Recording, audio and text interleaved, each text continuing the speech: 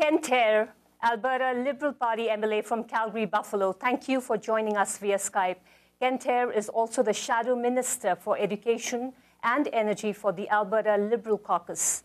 In the legislature, Hehr serves on the Standing Committee on Resource and Environment. He campaigned for mayor in the 2010 Calgary municipal election, but withdrew prior to the vote. With the provincial election slated for some time later this year, do the emerging, mostly unanticipated current federal election scenarios contain seeds of what could happen in a predominantly conservative province? This and more on our program Alberta Live, brought to you by fusedlogic TV. I'm Sunita, and in the studio with us is Dr. Bob Ascah, currently the director of the Institute for Public Economics at the University of Alberta. This after spending 25 years in Alberta's public sector, including ATB Financial. He has held positions in federal and intergovernmental affairs, as well as the Alberta Treasury. Thank you so much for being with us here today. Sure. But first, Hehr, we go to you. What's your interpretation of what's happening at the federal level? I mean, given that we are seeing a surge in NDP, we don't know as yet what exactly is going to emerge. It's premature to say that any one party would emerge as a winner. But it does seem that there is a special interest in the NDP. What do you make of this? Well, you must remember I'm a provincial politician that particularly pays a lot of attention to mostly issues that are happening in Calgary Buffalo. That said, I'm as interested in the federal election as the next guy, and I find it very interesting that the New Democrats appear to be surging, and it appears it's largely based on Mr. Layton's personal appeal and personal credibility. And he is a very likable guy, and I believe probably a lot of that is resonating right now in the polls. I don't know how much more to read into it other than that. Some would interpret that the centre-right does not seem to be in, given what's happening in the federal elections. It seems to be centre-left politics because of the economic issues that are haunting many people out there. Unemployment at over 7.8%, and a lot of other issues as well. Healthcare, for instance, at the back of the minds of people. Do you think this is there to stay? First to you, and then, of course, I'll be asking Dr. Ascah as well. In my view, employment's an issue in every election, whether your unemployment rate is higher than it normally is or is doing pretty well. The direction of Alberta and Canada's economy should be utmost in our politicians' mind, and I think you're seeing a debate over what our national government is going to do to try and lead Canada through what's been a very difficult time, especially in regions outside of Alberta where you've seen significant unemployment and significant shifts in traditional work power or work organizations. And in my view, the economy is always one of those big issues, along with healthcare, as to what our federal government is going to do. And from the perspective of an Albertan, I think you're seeing that being played out by all political parties, and creating a different vision for what the national government will do. And I'm actually glad to see all three parties putting out a bit of a national vision on what they're going to do. Dr. Ascah, how do you interpret this? Do you see a blurring of the Liberal and the NDP portfolio? And do you see a shift towards centre-left politics in North America? I think there is a shift in politics in North America, Sunita, from the far right into the centre-left, as you said. But partly it's a reaction to this belief that the market can solve all the problems. And we saw that the market unhindered and weak regulation contributed to the financial crisis. The interesting dimension of the center-left competition, I think, really is to what extent that that competition is going to elect more Conservatives. And that's certainly something that the Prime Minister is hoping for. The Prime Minister has enormous credibility relative to the other leaders. And the competency of managing the economy, I would say he takes some credit for what was done by previous Liberal administrations in terms of Paul Martin, when he was finance minister, did not allow the bank mergers to go ahead.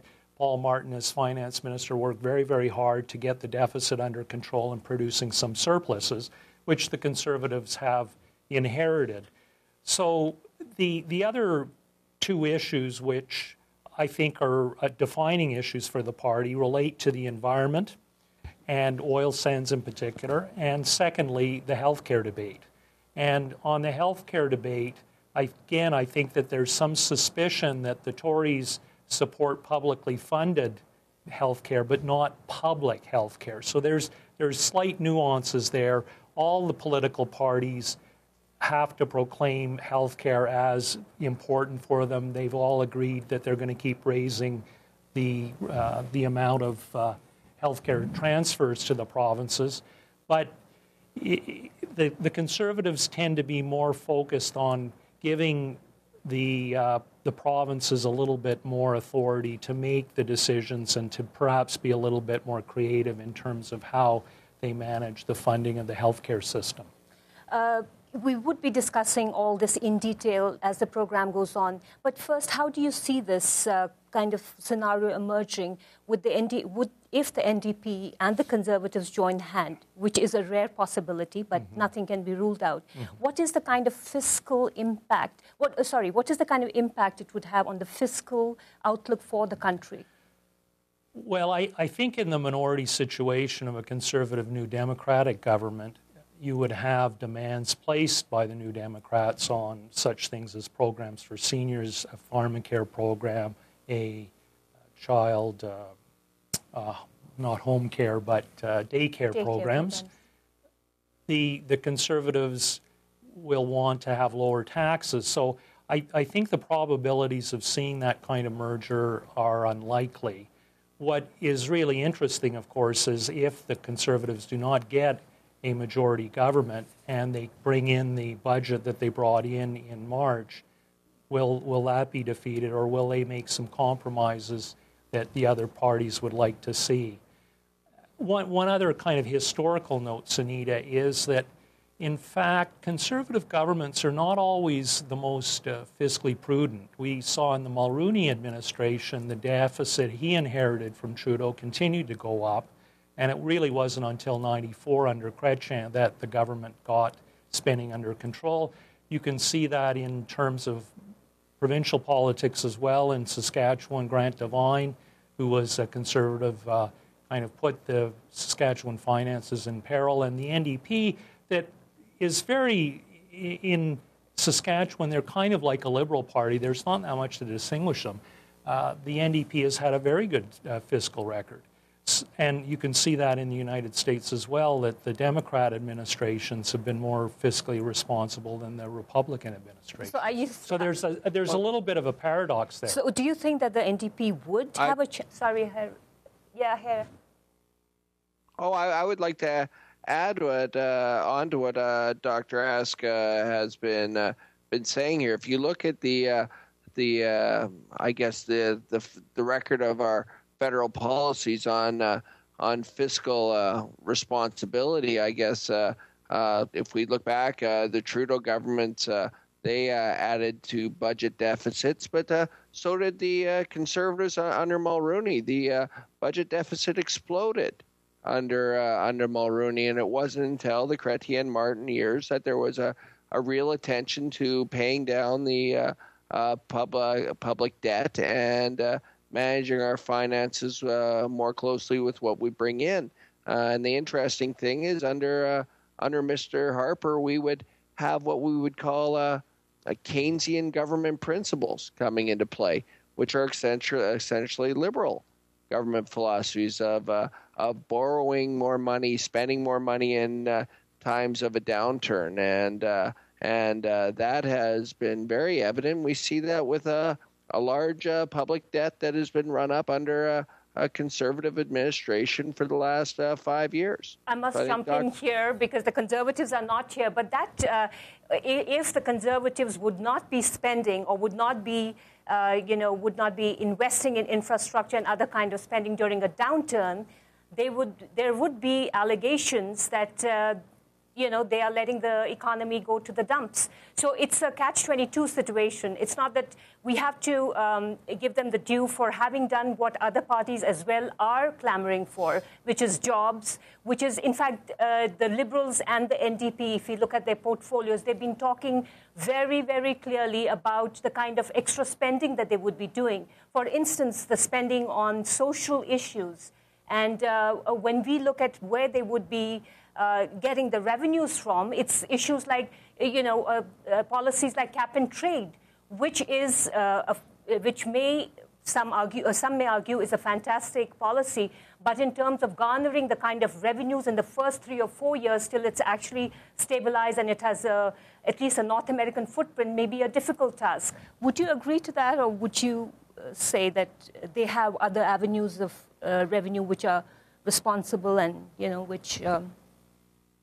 Well, one of the comments on the environment, Sunita, is that the Liberals would eliminate the accelerated capital cost allowance for the oil sands, and that is a fairly small amount of money. And they would put that back, I believe, into greener technologies.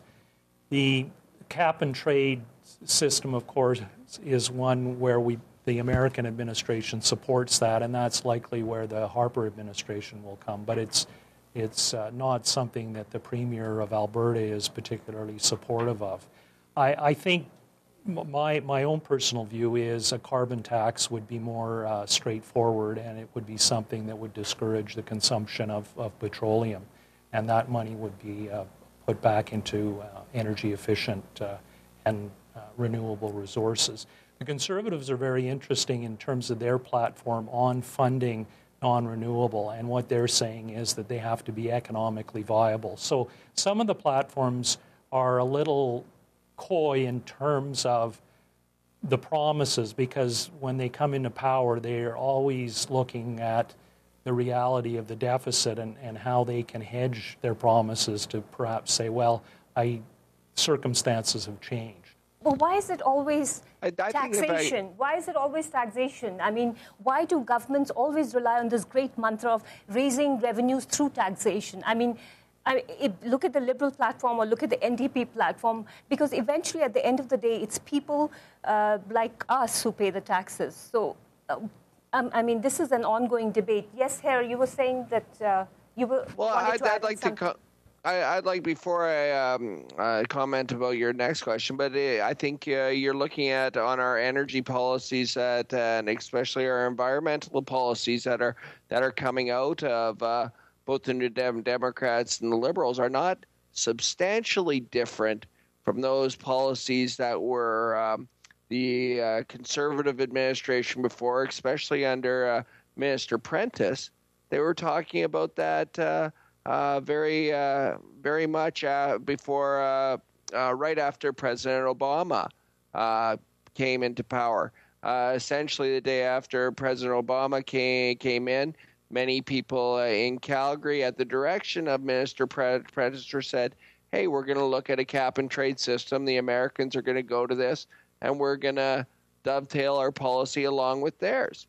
And to a certain extent, although I can't speak for Mr. Layton or for Mr. Ignatieff, what they're doing by this is just making it more public, the reality that our economy is tied pretty closely to the United States. They're thinking about moving to this model, and they're being open that we have to consider this as one of our ways of controlling emissions, of allowing things to go forward, while at the same time we have to recognize, and I think Alberta politicians recognize, that we have to do things slowly that do not necessarily impact our industries. That's gonna shut things down, gonna stop things, as we're doing a not only an important role here in Canada for bringing in jobs, but also for the rest of the world.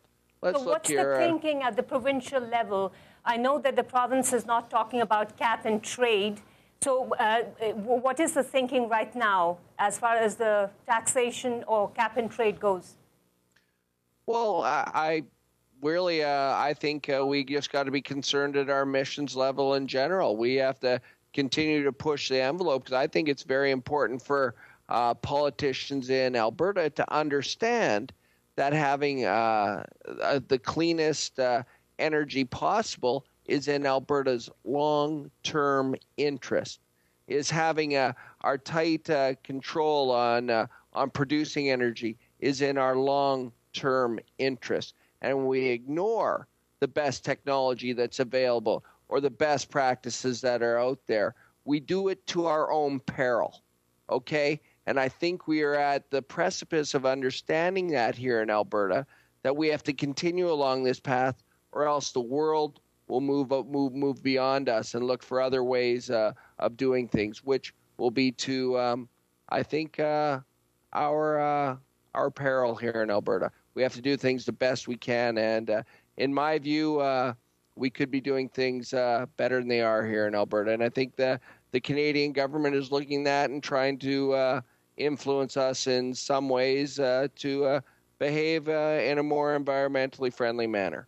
So what is the thinking as far as, I know that the Alberta Liberal Party does not have affiliation with the federal Liberal Party, but it's not been a very strong force as far as the provincial voice is concerned in terms of checks and balances of a strong Conservative government so far. There's been lack of policy direction from the Liberals as much as you may say there's been from the Conservatives. How would you respond to that, even in terms of energy policies? There's no thinking whether it should be a carbon tax or a cap and trade. What's your reaction to that? Well, in my view, the provincial Liberals have we have in our energy policy that we're going to look to cap emissions here in Alberta by 2020. Going to continue to work with our technology fund that here in Alberta that's going to continue to look at the 100 top emitters and maybe look at expanding that out to having more emitters caught in our technology model, and look at bumping up the price of carbon here internally. I think the Alberta Liberals have shown some very strong leadership on environmentally where we go in the future. In my view, the current setup here in Alberta on our technology fund is actually a good system. However, it needs to be strengthened with better enforcement measures, better regulation of what is going into our air and our water, and having some monitoring done by our Alberta government. It can't just be turned over to industry. If you look at our compared to our federal government, we can say that there has been relatively little action on the environment. Hey, we signed the Kyoto Accord in 1990, and let's face it, Chrétien Martin governments did very little on that front. Leaving the environment here. So what do you see is going to be the impact of the current political scenario on the provinces, especially Alberta? Do you see that this move towards the far right that was gaining momentum in Alberta will take a back seat because of what's happening at the federal level? Or do you think that's not going to happen? In my view, Alberta's got to play a role in this, and I'm hoping a leadership role. If Alberta doesn't participate in an open and honest way about the emissions that are coming out of our province, then it'll be to our peril. But I still think with a government in the province and open to ideas and a dialogue with our federal counterparts, whoever is in power. Whoever is in power has to recognize this, that Canada needs Alberta, Alberta needs Canada, and we're dovetailed together on these issues. And I don't see them as being mutually exclusive. How would you look at the federal impact on the provinces, the impact of the federal elections on the provinces? Do you see a different political scenario emerging as far as Alberta goes? Well, if the Conservatives are denied a majority government, there may be some resentment among Alberta, which is solidly Tory, and create some kind of Western alienation, which we've seen in the early 80s around the National Energy Program. So that's one particular scenario.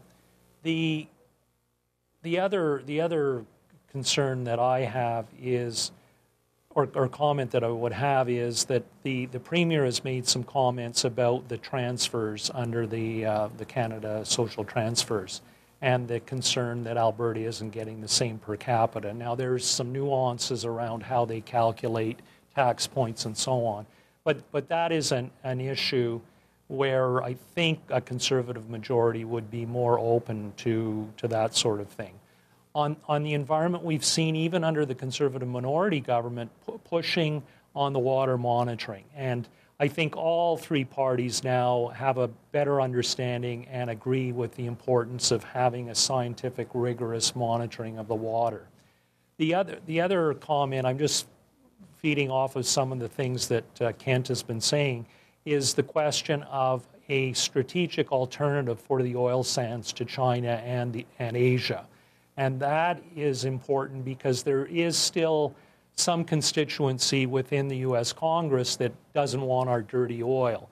So if you were able to build a pipeline through the British Columbia interior to Kitimat and then ship outside North America, your problem with the Americans being our only market goes away.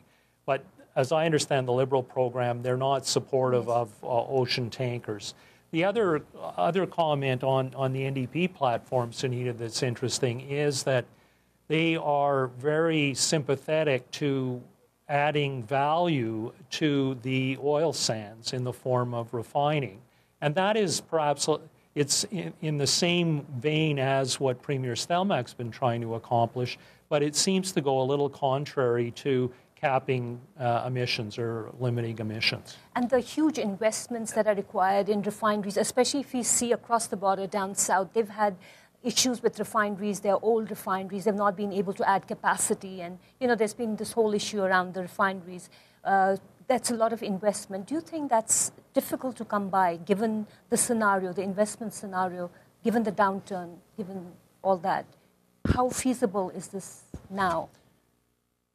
With respect to finding the investment capital for refineries, I think the industry in the United States is private industry, and they have access to capital markets through issuing more stock or issuing debt. So I don't see that as a particular barrier. I think the real barrier is the regulatory environmental barrier and the process that you have to go through in order to set up and build. So correct me if I interpret. Jump in here? Yeah, just one moment, Kent. So if I've interpreted you, what you're trying to say is that in order for us to go about refining our oil and have all these refineries, we need a solid environmental framework so that industry knows this is what we are up against, that the changing of government does not mean changing of policy issues, at least as far as environment goes, or have I not? Well, no, the industry likes a stable environment.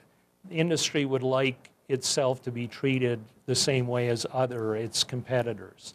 And I think there's some view in the industry is that if the federal government and the province didn't tiptoe around the issue, but put in very, very strong environmental rules, the industry would know that's the rules that we're playing, it's predictable, and they'll go forward on that basis.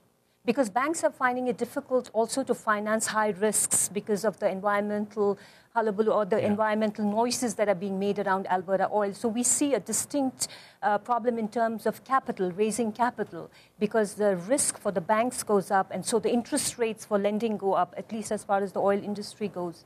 That is the thinking as well. Well, you always have a concern that if a company is put into receivership and it has environmental liabilities, how is that going to play out from the bank's point of view? And I'm not a real expert on that. Kent, you wanted to say something? Sorry. Yeah, on Alberta, I guess oil policy, and it shows sort of how our provincial politics differ from our federal politics, and I think Albertans get caught up in labels oftentimes.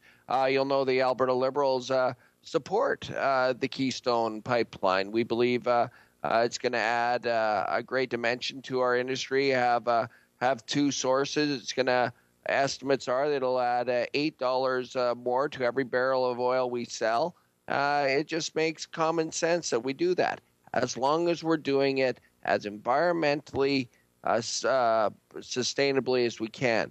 And that's always the rub. But I think that project, regardless of who gets in power, will go through, and that eventually we're going to work out some of the dynamics thereof. Second thing, you brought up a very good thing about value added.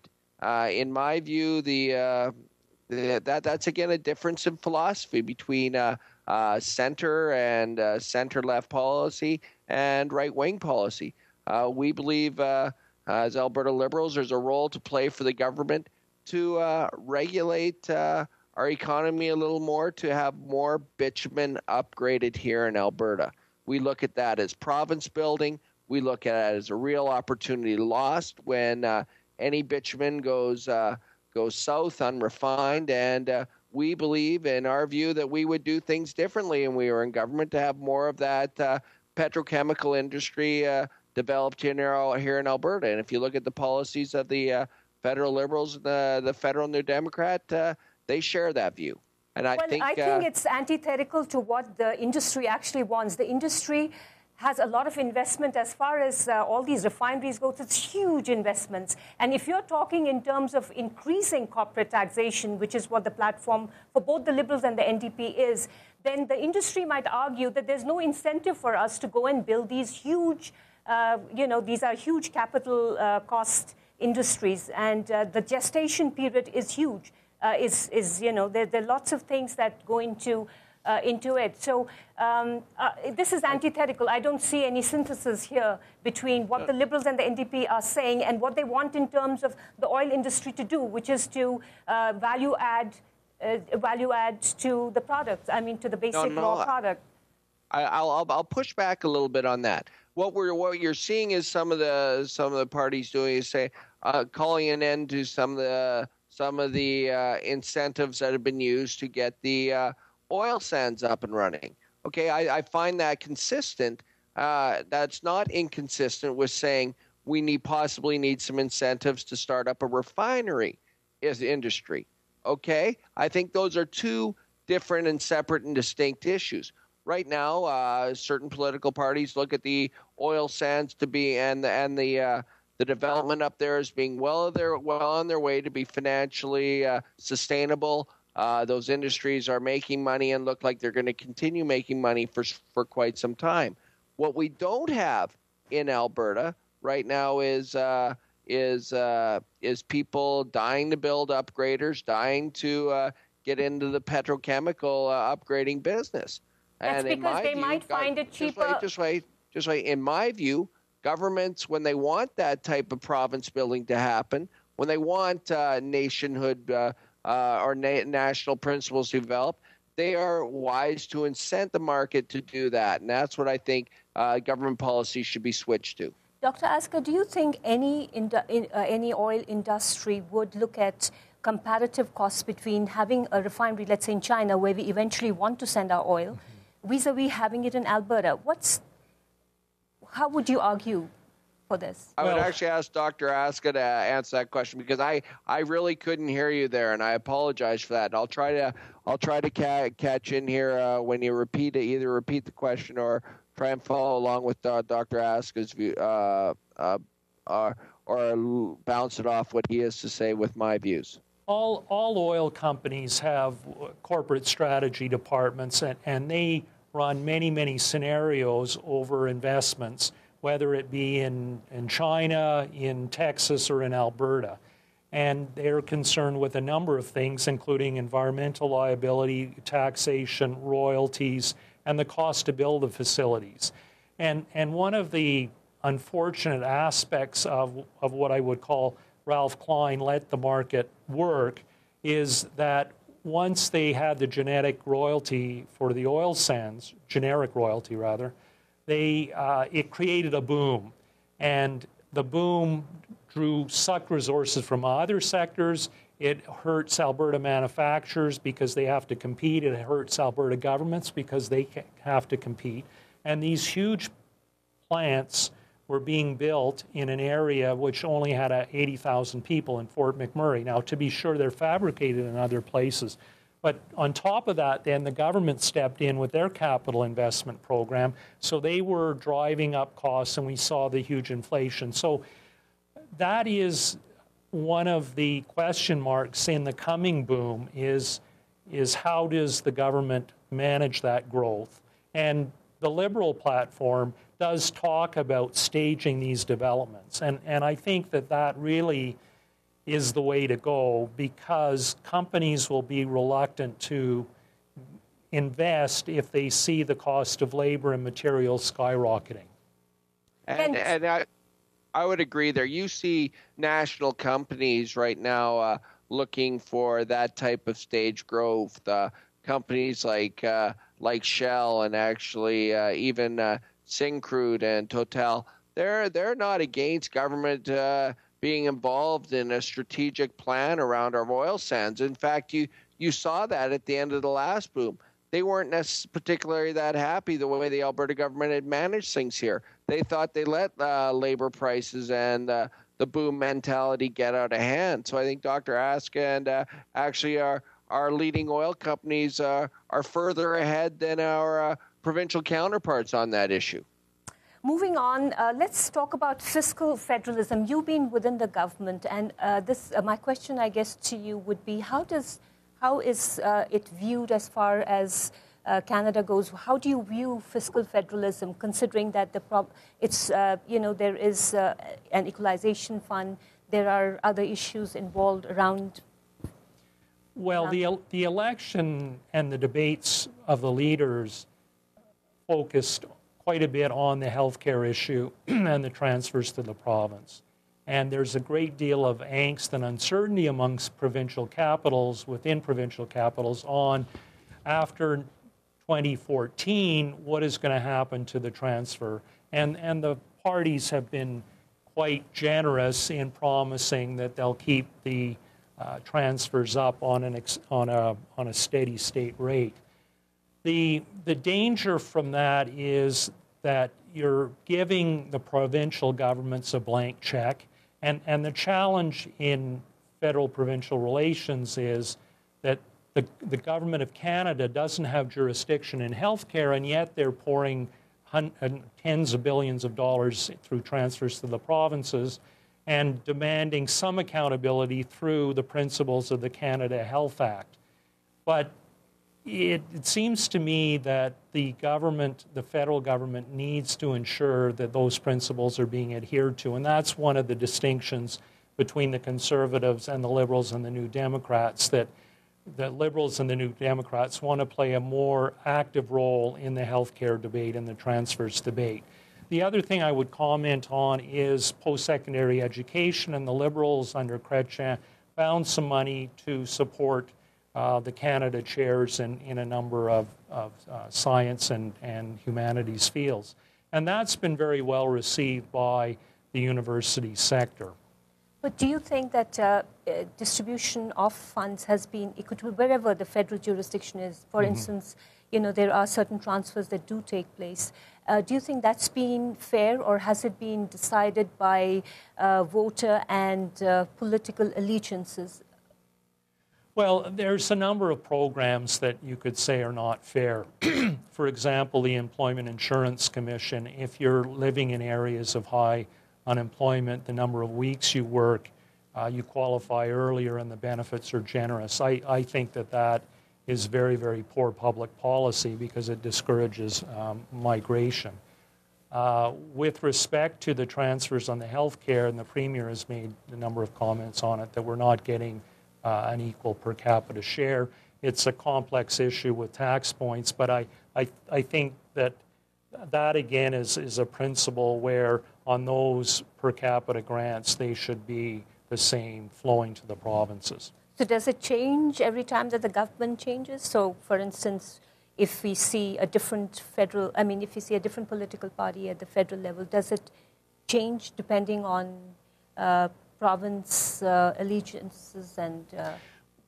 Well, I think that on the political front, that there would be certainly, depending on the number of representatives in provincial governments and the number of cabinet ministers, there would be some bias towards those particular jurisdictions. But, Sunita, these negotiations are led at a bureaucratic level, and they are very, very closely watched, and all the provinces and the federal government have elaborate models on under what scenarios do they pay out and who benefits and who gains. So you don't see it as a major issue in the future, this tussle, this tug of war between provinces and municipalities. In fact, I'll just play a clip by Kent on the fact that municipalities are not receiving as much from the provinces. And Calgary, right now, the primary...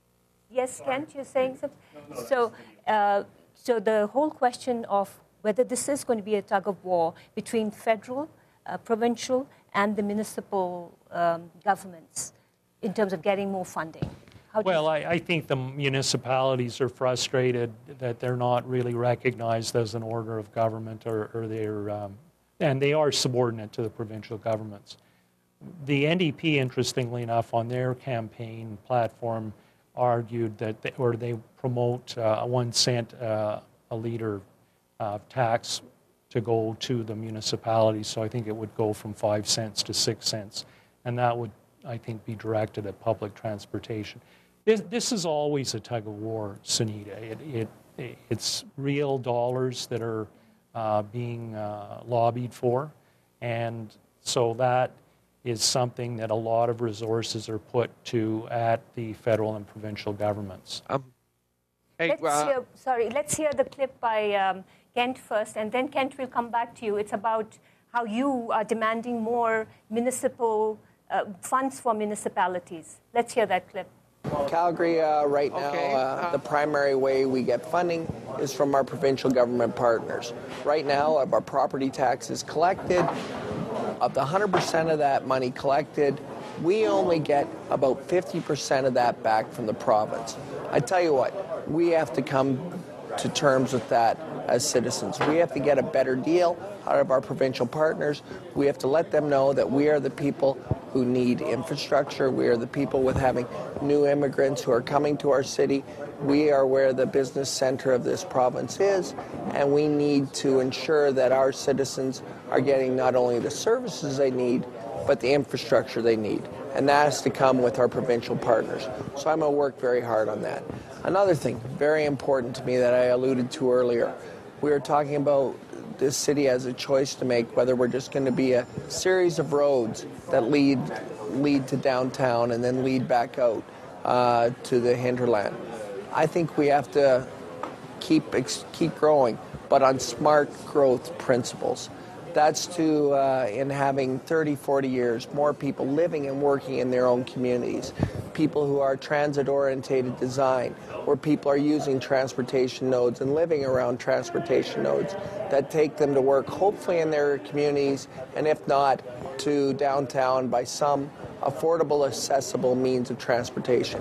We got to be working on that now. We can't just do that by flicking on a switch 40 years from now. We have to work. What's your reaction to that? Well, municipalities have significant obligations in terms of policing. They have obligations in terms of public transportation and roads, and those are very expensive things. One of the criticisms of the Klein government in the early 2000s was that they were not keeping up with the capital deficit, the infrastructure deficit. And what Kent is talking about is what are the consequences of that.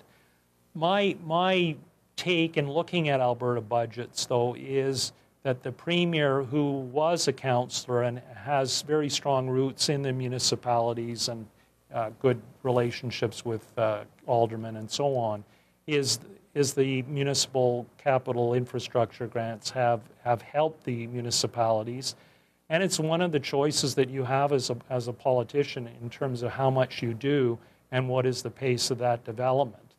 And so they have to make those trade-offs. I do think that when you look at the capital budgeting, they were starved in the 2000s. Then they kind of blew the economy up on capital spending. And that unfortunately led to a period of time where the costs of interchanges were doubling or tripling in price. And we really have to get away from that boom-bust spending on the capital side. And I also think that the municipalities do have to take responsibility. They have the ability to borrow money to build infrastructure. They may not like debt, but those infrastructure projects are a long-term investment, and you can set up sinking funds to pay that back over time. Kent, to you now. You've been talking about managing Alberta's hard-earned tax dollars wisely. Oh, let me just add on to where this discussion has been going. You're completely right on getting away from the boom and bust funding of our economy. If you look at what we have done here over the course of the last 40 years, it's essentially that we pay for money when the oil wells are pay for things when the oil wells are pumping. When they stop, we stop paying for things, and that's not a way to credibly run a province or a jurisdiction. What we need to do is look at ways where there's sustainable funding, i.e., have a fair and reasonable system in place that allows for that to happen. That doesn't just look at oil booms or busts as one-time things that happen in an economy. You know, we've shown over the last 40 years that we can blow $180 billion in royalties and still not be substantially further ahead than other jurisdictions. If you look, our healthcare system is currently performing 7th out of 10. If you look at our education system, it's roughly a little better than some others around the country, but not so much. You know, what we've learned here in Alberta is that, yes, we can blow petroleum resources in a one-time spending spree, or we can look at things to the long term and hopefully do things more sustainably and possibly save some of that revenue for the future when oil and gas revenues aren't so abundant. I'd like to come back to expanding Alberta's growth or even other provinces' growth beyond the boom and bust economy. That requires a lot of investment in other other industries. Looking at the banks, I've been doing a bit of studying on the banks. What the conclusions that I come to is that there's too much focus on creating value for shareholders. The Bank of Montreal, for example, has a medium-term goal of increasing EPS, that's earnings per share, by an average of 10% per year, and CIBC has the objective of raising diluted EPS by 5 to 10% per annum. Do you think that somewhere the banking reform needs to be done at a federal level for manufacturing sector to grow, for instance, and get its loans, or do you think it's already well looked after? Well, one of the ways that banks can increase their earnings per share is more volume in lending to manufacturers and businesses and mortgages and so forth. So I do think that there is an alignment between building their loan book and earnings per share. I think the challenge that the banks face is with this uncertain recovery, and there are warning signs in the U.S. with their tremendous fiscal deficit and the debt crisis in Europe. The Canadian boom that's taking place is a commodity boom based on the demand from Asia for commodities. So the banks have also been asked to set aside more capital, which means their profitability, their leverage is not as great. And that's one of the problems in terms of trying to reach their goals. So there's a little bit on the one side in terms of growing the loan values. There's the other side where there's limits to how much that they can grow for their shareholders. Governments have, I think, been fairly responsible with the supervision of the banking system. had the banks been allowed to merge, they probably would have entered into some of these asset-backed markets, mortgage-backed securities in the U.S. and could have lost billions of dollars. Bank of Montreal and CIBC were hit a little bit from their investments down in the United States. So in Alberta, of course, we have Alberta Treasury branches and credit unions that provide some alternatives to the major banks.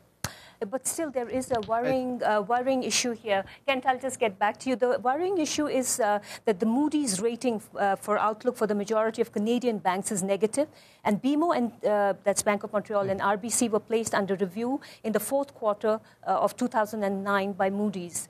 Plus, there's this whole thing, the pressure that could come about by Basel, the capital adequacy norms increasing, and the Volcker rules. Yes. So these are issues that may further constrain the banking sector and further have implications for the manufacturing sector. Given these financial realities, if they set into action, what do you think is likely to happen?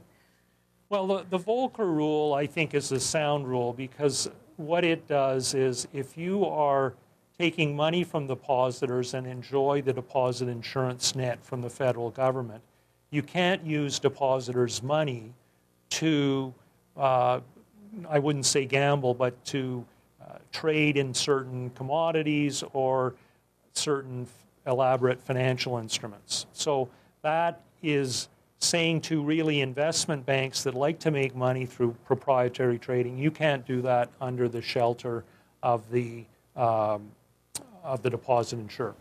The second issue relates to the too big to fail question, and we've seen the dangers of that, where even investment banks that weren't covered by deposit insurance were bailed out by the Federal Reserve, because they were probably too complex to fail. They had a whole range of off-balance sheet derivatives and things like that that would have made a bankruptcy of Bear Stearns very, very complicated to unravel, and the authorities convinced the politicians they needed to act and use extraordinary powers. But to say that an institution, and this is where some of the reforms are going, is too big to fail, creates what is known as moral hazard, which is that the risk profile of the government looking after taxpayers is different than the risk profile of a trader that is prepared to take risks because they get a significant part of the profits, if there are any. What is worrying to me, correct me if I'm wrong, is the loan diversification. Despite all that's happened in the U.S. around mortgages and around real estate, the low diversification of banks. For instance, I was studying figures, and 23% is real estate and mortgages, natural resources coming down to around 10.5%. This is the investment portfolio of overall Canadian banking system. And the financial institutes' exposure is again high. It's 14%, and for BMO it's as high as 23%. Manufacturing, it's come down to just 7.2%. Yes. So the implications for the economy, how are we talking about job creation, about expanding our manufacturing base when these are bare facts that are glaring at us? I mean, how do you increase, for instance, loans to manufacturing sector? Well, under our system of government and belief in the market, the government does not play a role of really saying we need more banks, you go and lend to manufacturers. I think if you look at the size of manufacturing in the economy over the last 30 years, you'll see that shifting to more of the service-providing industries, the entertainment industry, the consulting industry. There's a wide range in information technology and so on. So without going into it in a lot of detail, I would say that does reflect the change in terms of the composition of the economy. Yes, Ken. Sorry. Oh, yeah. Hey, in my view, tying this banking issue a little bit to the to what's transpiring in this right now in the national scene, there's two things that all Canadians, in my view, should be thankful to Jean Chrétien for, regardless of whether you're a card-carrying New Democrat, a card-carrying Conservative Party member, or a card-carrying Liberal.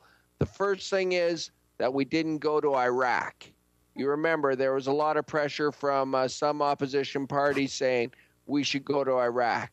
The second thing is that Mr. Chrétien resisted a move to create more, at that time was called more competition in the banking industry, which is another word for less regulation, that may have then led to some of our banking industry not being as strong or not being able to or wouldn't have stood up to some of the scrutiny that the American banks felt pressure to in this recent downturn. Another thing that that Dr. Ascah brought up was the fact that the unwinding of all those mortgages down there. You remember in 2006, the Harper government brought in 40-year mortgages with no money down.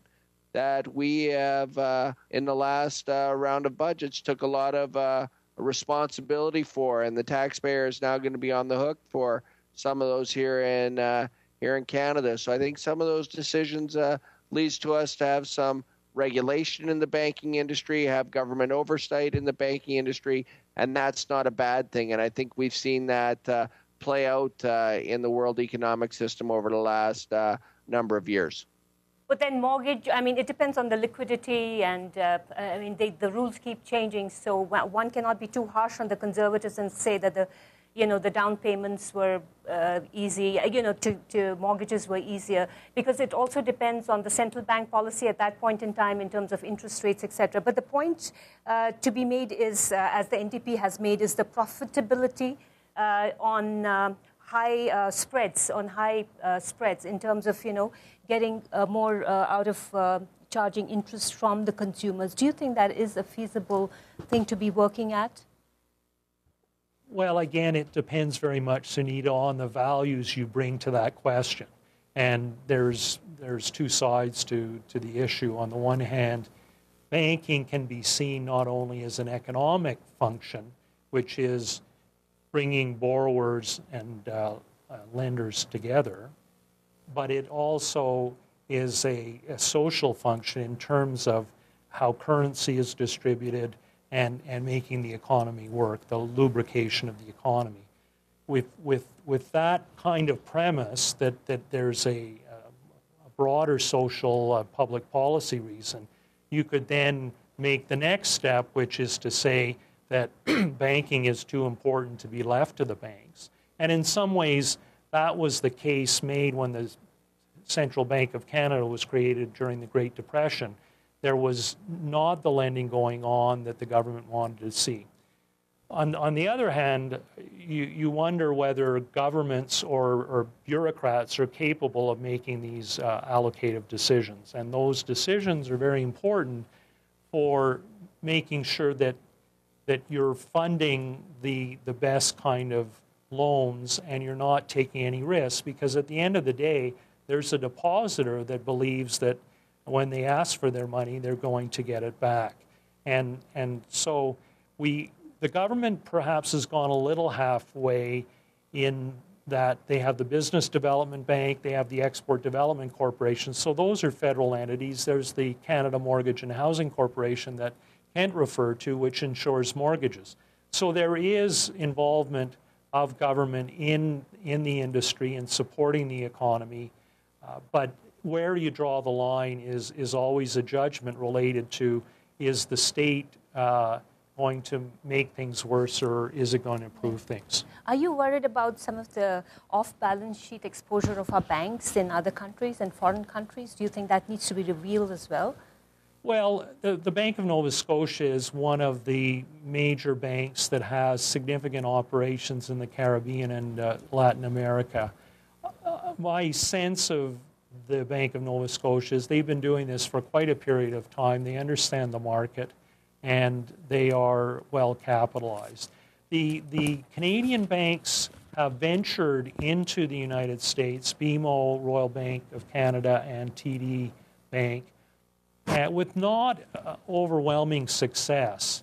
And again, that is a concern. If you're a shareholder, the Canadian banks operate very profitably in Canada, so why should they be wasting shareholders' money in the United States where the returns are low?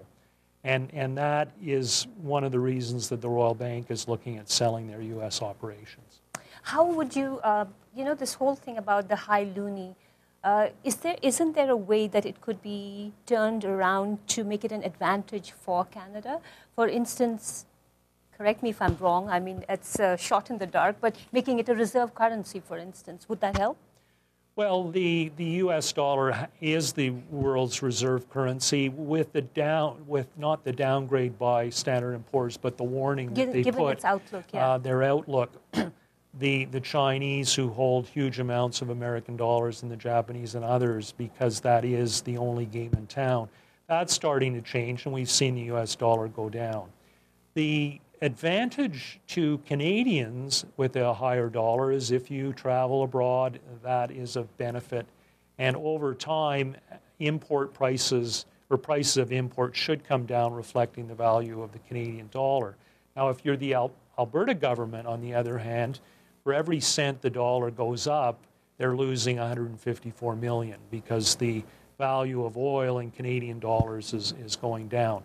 So the other challenge for Canadian business is to use lower import prices and the cost of machinery and equipment that has to be imported. They can save money on those machines and make their businesses more profitable and productive. There's a gnawing need. Sorry, Kent, yes? Oh, just on the other side of that, hey, the high dollar has implications generally for Ontario's exports.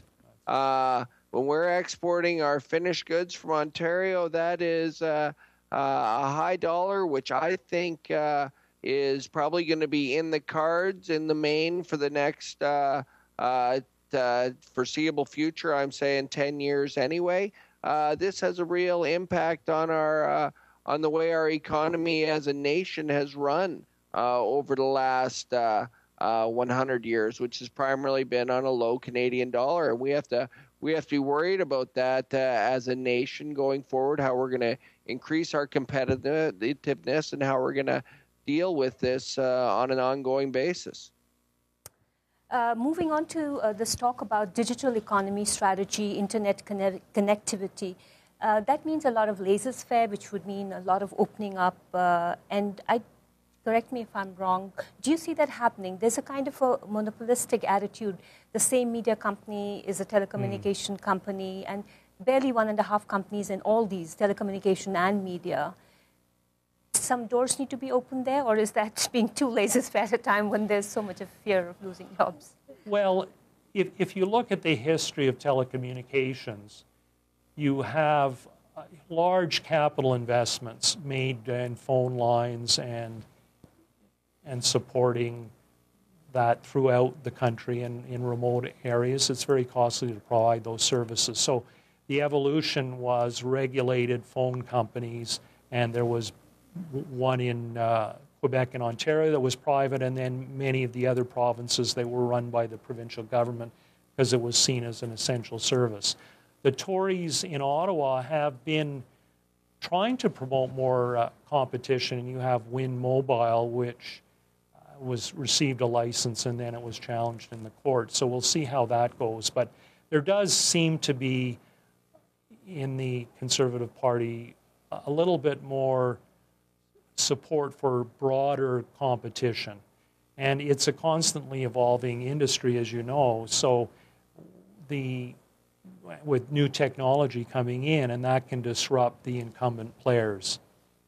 And one question that I just can't resist asking you, I'm not too certain how incorrect I might prove to be in that, but I won't hesitate. Is there a structural change taking place in the job market? Is there a shift in terms of a complete permanent loss of manufacturing jobs? Do you see that as happening, and does that void need to be filled up? Well, I think that is the case because of robotics, because of information technology and those sorts of things. And the new jobs are in IT, which is designing software to operate those robots. And we'll continue to see that transformation and the transition for labor in the developing countries, they're not paid as well as they are in this country and in the OECD.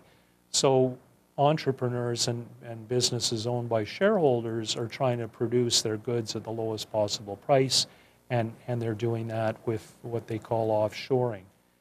That will be continued.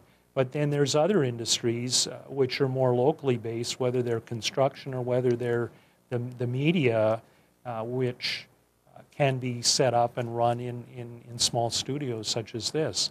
And so you have more competition in those areas. But those are the areas of new jobs. When you build a games program, when you build, have a movie, there's hundreds and hundreds of people that are involved in that. And those are pretty high-quality jobs. Yes, Kent, you want to say? If I could just make, this is my final comment. I have to go write my question for question period now. But I'd like to say that Dr. Ascah's comments are very good on the direction our economy is going to go in.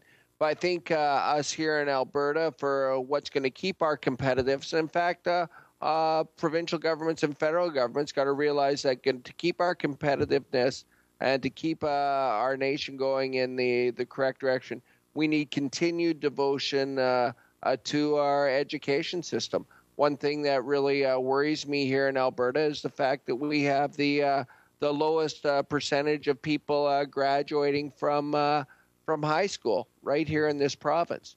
That's not impacting us right now, but 30 years from now, that's going to impact us.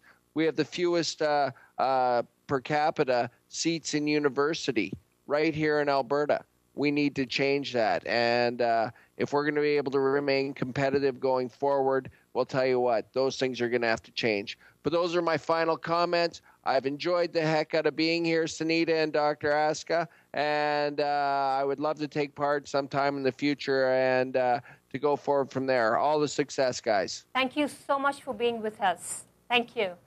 Perfect. Take care, guys. Anything else you'd like to add to this before we wind up and say? Well, Kent has raised the question about education, and this comes back to the seemingly boom-bust funding in both education and higher education. And that, in some respects, Sunita, reflects the flow of revenues. So you can see the volatility in the revenues, but the expenditures on social services, on health care, on education, and so on, they go up in a stable manner. And it seems to me that it would be logical to bring in a retail sales tax in Alberta that would assist the government in being able to fund these programs over the long term rather than having money and spending the money. And the other issue, of course, is having a savings plan which you can build and reinvest in the Heritage Fund or some fund, and that would in turn give you a constantly growing stream of income to fund those programs, which the oil patch is used to prices going up and down. They're geared to that. People that go into the oil patch understand that they may not be working 3 months from now. But if you're a nurse, if you're a hospital administrator, that instability of funding, which is based on the annual provincial budget, that is not necessarily a good thing for the delivery of public services. Dr. Ascah, it was a privilege having you here with us today. Thank you so much. Thank and you. On that note, thank you for joining in. We'll see you again.